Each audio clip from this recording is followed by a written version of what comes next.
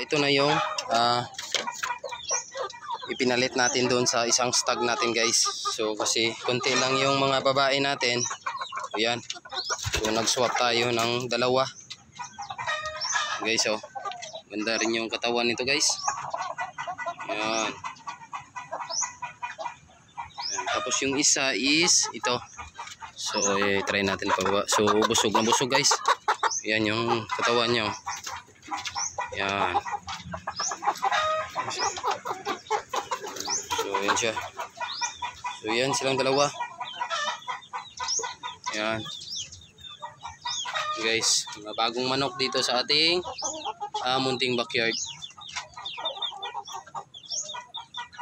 So Shamo Asil din yung tatay niyan guys, pero yung nanay niya hindi namin alam yung bloodline, pero malaki din yung nanay niya guys, kasing taas din ni Black, yung Black natin.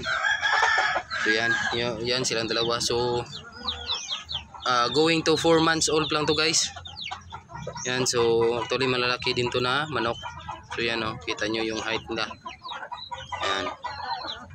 Tapos ang taas, and then walang balahibo masyado sa may butsi banda din. Yan. So actually marami to guys yung pasisiw niya. So ito lang yung napili ko, yung dalawa na to, kasi nagandahan ako sa kanilang kulay. Yan guys oh. Yan. Taas na manok. So may inahin kasi dyan sa loob. Yan.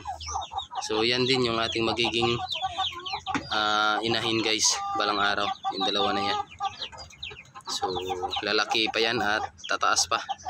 So basta kompleto lang tayo sa pagbigay ng vitamina. Yan. Yan so guys. Uy. Yan.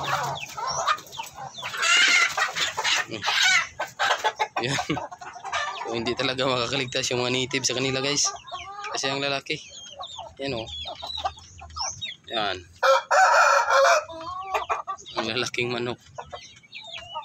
Yan yung dalawa. So yun lang guys for today's vlog, at abang-abang lang sa mga bago nating upload. So pinakita ko lang sa inyo yung bagong swap natin na manok. Ayun guys, you know. So yan lang guys, at God bless to everyone.